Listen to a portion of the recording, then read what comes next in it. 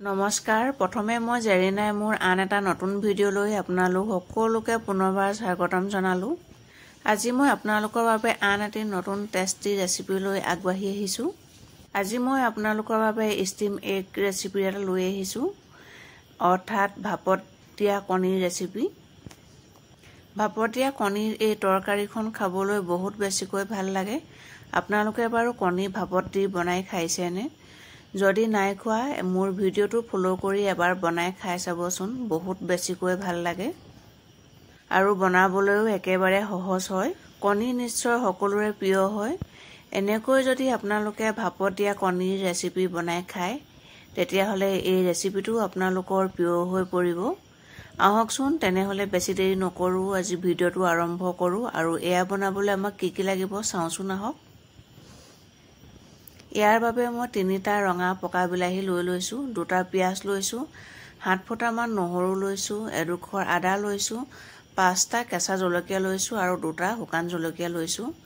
আপোনালোকে জলকীয়াৰ পৰিমাণ নিজৰ জোখমতে লৈ ল'ব। আৰু এতিয়া মই পিঁয়াজ বিলাহীখিনি সৰু সৰুকৈ কাটি লৈছোঁ, জলকীয়াকেইটাও সৰু সৰুকৈ কাটি ল'লোঁ আৰু আদা নহৰুখিনিও পেষ্ট বনাই ল'লোঁ।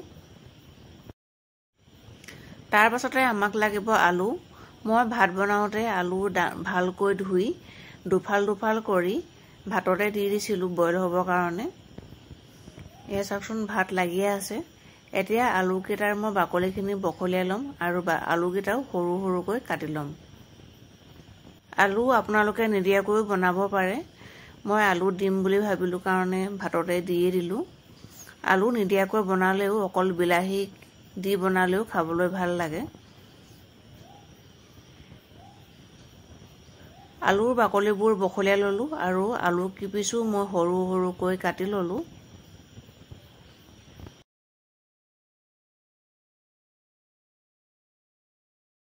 আমি যিহেতু কণী ৰেচিপি বনাইছোঁ আজি, সেইবাবে আমাক লাগিব কণী। মই 3টা কণী লৈ লৈছোঁ আৰু এটা ডাঙৰ পিঁয়াজ সৰু সৰুকৈ কাটি লৈছোঁ আৰু এটা চিচাৰৰ বাতি লৈ লৈছোঁ আৰু কণীকেইটা এতিয়া বাতিটোত ভাঙি লৈছোঁ। আপোনালোকে কণীৰ পৰিমাণো নিজৰ জোখমতে লৈ ল'ব। আমাৰ ঘৰত 3জন মানুহৰ কাৰণে মই 3টা কণী লৈ লৈছোঁ। কণী 3টা মই ভাঙি ল'লোঁ। এতিয়া সৰু সৰুকৈ কাটি ৰখা পিঁয়াজখিনিও কণীৰ লগত দি দিছোঁ। এতিয়া মই সোৱাদ অনুসৰি এচুকুটমান নিমখ দিলোঁ আৰু এচুকুটমান হালধি দিলোঁ। এতিয়া গোটেইখিনি ভালকৈ মই মিক্স কৰি ল'ম। এইটো সময়তে কণীখিনি যিমান ভালকৈ ফেটি ল'ব, সিমানেই পাছত কণীটো ধুনীয়াকৈ ফুলি আহিব। মই 5-6 মিনিটমান ধুনীয়াকৈ ফেটি ল'লোঁ আৰু আপোনালোকেও এনেকৈ ধুনীয়াকৈ ফেটি ল'ব। এইটো সময়তে কণীকেইটা যিমানেই ভালকৈ ফেটি ল'ব, পাছত ভাপত দিওঁতে সিমানেই ভালকৈ ফুলি আহিব। আমি যিহেতু কণীকেইটা ভাপত দিব লাগিব, তাৰ বাবে মই এটা কেক টিন লৈ লৈছোঁ আৰু কেক টিনটোত অলপমান ৰিফাইন তেল ঘঁহি লৈছোঁ। তেতিয়া পাছত কণীটো যেতিয়া ভাপত সিজি যাব, তেতিয়া ধুনীয়াকৈ ওলাই আহিব। আপোনালোকৰ ওচৰত যদি কেক টিন নাথাকে তেনেহ'লে ষ্টীলৰ টিফিনো লৈ ল'ব পাৰে। এতিয়া কণী 3টা মই কেক টিনটোত দি দিছোঁ। ইফালে গেছটো অন কৰিলোঁ আৰু গেছৰ ওপৰত এখন কেৰাহী পাতি দিলোঁ। কেৰাহীখনত অলপমান পানী দিলোঁ। এতিয়া পানীখিনি গৰম হ'বৰ কাৰণে 2-3 মিনিটমান মই ৰৈ থাকিম। বহুত বেছিকৈ গৰম হ'ব নালাগে, অলপমান গৰম হ'লেই হৈ যাব। পানীখিনি গৰম হৈছে। এতিয়া মই এডাল ষ্টেণ্ড লৈছোঁ আৰু ষ্টেণ্ডডাল ওলোটাকৈ পাতি কেক টিনটো সাৱধানেৰে বহাই দিছোঁ আৰু ওপৰত এখন প্লেট দি ঢাকোনখন লগাই দিছোঁ। তাৰ পাছতে মই গেছৰ ফ্লেমটো মিডিয়ামত ৰাখিম আৰু মিডিয়ামত ৰাখি 20 মিনিটমানৰ পাছত সিজিবলৈ দিম। 20 মিনিটমানৰ পাছত ঢাকোনখন দাঙি চাইছোঁ। এয়া চাওকচোন,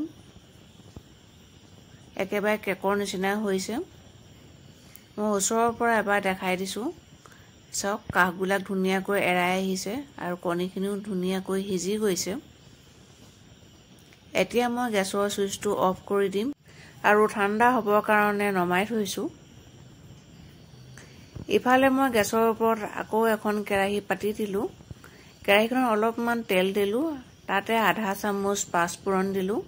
পাঁচফোৰণখিনি ফুটি অহাত মই আগতে কাটি ৰখা পিঁয়াজখিনি দি দিলোঁ।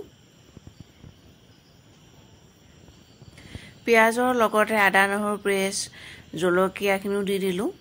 শুকান জলকীয়া, কেঁচা জলকীয়া মই সকলোখিনি লগতে দি দিছোঁ আৰু এইখিনি 5-6 ছেকেণ্ডমানৰ কাৰণে ব্ৰাউন কালাৰ হ'বলৈ দিম, অৰ্থাৎ ভাজি থাকিম। পিঁয়াজখিনিও ব্ৰাউন কালাৰ হৈছে। এতিয়া মই সোৱাদ অনুসৰি সৰু চামুচেৰে আধা চামুচ হালধি গুড়ি দিছোঁ। আকৌ এবাৰ ভালকৈ লৰাই দিছোঁ যাতে হালধিৰ কেঁচা গোন্ধটো নোহোৱা হৈ যায়। তাৰ পাছতে মই আগতে কাটি ৰখা বিলাহীখিনিও দি দিছোঁ। বিলাহীখিনিও ভালকৈ ভাজি ল'ব লাগিব। এতিয়া বিলাহীখিনিও ভালকৈ ভাজি লৈছোঁ।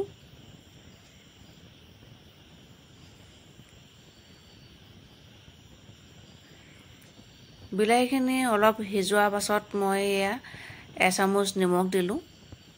আকৌ এবাৰ ভালকৈ লৰাই দিছোঁ আৰু ঢাকোনখন লগাই অলপ সময়ৰ কাৰণে বিলাহীখিনি সিজিবলৈ দিম। আৰু আনফালে এয়া কেক টিনত থকা কণীখিনিও ঠাণ্ডা হৈ গৈছে। এতিয়া মই এখন ছুৰীৰে কণী কাটি ল'ম। কেক কটাৰ নিচিনাকৈ এনেকৈ কাটি লৈছোঁ। আপোনালোকে নিজৰ হিচাপত কাটি ল'ব।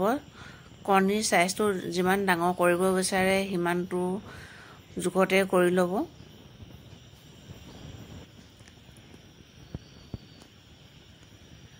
কণীখিনি মই মাজেৰে আকৌ কাটি লোৱাৰ পাছত এখন চামুচেৰে উলিয়াই লৈছোঁ। মই ইমানটো জোখতে কৰি লৈছোঁ। মই সকলোখিনি ধুনীয়াকৈ উলিয়াই ল'ম।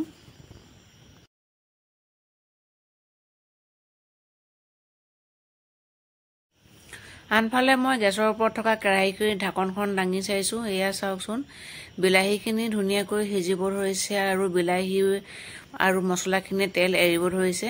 এতিয়া মই সৰু চামুচে আধা চামুচ ধনিয়া গুড়ি দিলোঁ, আধা চামুচ জিৰা গুড়ি দিলোঁ আৰু অকণমান ৰেড চিলি পাউডাৰ দি দিছোঁ। লগতে আধা চামুচ গৰম মছলা দি দিছোঁ আৰু সকলোখিনি ভালকৈ ভাজি লৈছোঁ। আপোনালোকে গৰম মছলা পাছত দিওঁ বুলি ভাবিলে পাছতো দিব পাৰে, মই লগতে দি দিছোঁ। এতিয়া অলপ সময়ৰ কাৰণে আকৌ বিলাহীখিনি সিজিবলৈ দিম। লগতে মছলাখিনিও ধুনীয়াকৈ ফ্ৰাই হৈ যাব। অলপ সময়ৰ পাছত মই আকৌ ঢাকোনখন দাঙি চাইছোঁ। এয়া চাওকচোন, বিলাহীখিনি একেবাৰে সম্পূৰ্ণকৈ সিজি গৈছে। এতিয়া মই আগতে সৰু সৰুকৈ কাটি ৰখা আলুখিনিও দি দিছোঁ। আকৌ এবাৰ ভালকৈ লৰাই দিছোঁ।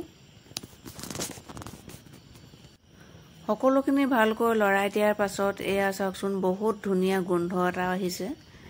আপোনালোকে বাৰু এনেকৈ কণী ভাপত দি এনেকৈ তৰকাৰী বনাই খাইছেনে? যদি নাই খোৱা এবাৰ নিশ্চয় বনাই খাব আৰু বনাই খাই কেনেকুৱা পালে মোক কমেণ্ট কৰি জনাব। এয়া চাওক, ধুনীয়াকৈ মছলা, আলু আৰু বিলাহীখিনি মিক্স হৈ গৈছে। আমাৰ আলুখিনি আগতে বইল কৰাই আছে আৰু বিলাহীখিনি সিজিয়ে আছিলে, গতিকে বেছিকৈ ভাজিব নালাগে। এতিয়া নিজৰ জোখমতে পানী দি দিব। গ্ৰেভিটো কিমান ডাঠ বা পাতল কৰে সেইটো আপোনালোকে নিজৰ জোখমতে কৰি ল'ব। মই এয়া 1.5 গিলাচমানৰ জোখত পানী দি দিলোঁ আৰু এইখিনি উতলিবৰ কাৰণে অলপ দেৰি ৰৈ থাকিম। এয়া চাওক, ধুনীয়াকৈ উতলি আহিছে। এতিয়া মই আগতে ভাপত দি ৰখা কণীখিনি দি দিছোঁ। যদি মোৰ ভিডিঅ'টো চাই আপোনালোকে ভাল পাইছে নিশ্চয় মোক লাইক কৰিব, কমেণ্ট কৰিব আৰু মোৰ ভিডিঅ'টো শ্বেয়াৰ কৰি দিব বন্ধু-বান্ধৱী তথা ফেমিলিৰ লগত। আৰু আমাৰ চেনেলটো যদি আপুনি প্ৰথমবাৰলৈ চাইছে মোক নিশ্চয় ছাবস্ক্ৰাইব কৰি দি আগবঢ়াই লৈ যাব আৰু ছাবস্ক্ৰাইব কৰি দি কাষতে থকা বেলটো টিপি দিব। এয়া চাওকচোন, মোৰ নিমখ অলপ কম হৈছিলে। মই এবাৰ টেষ্ট কৰি চাইছিলোঁ, সেইকাৰণে মই আৰু অকণমান নিমখ দি দিলোঁ আৰু 2 ছেকেণ্ডমানৰ কাৰণে উতলিবলৈ দিম, কাৰণ নিমখখিনি গলি যাব লাগিব।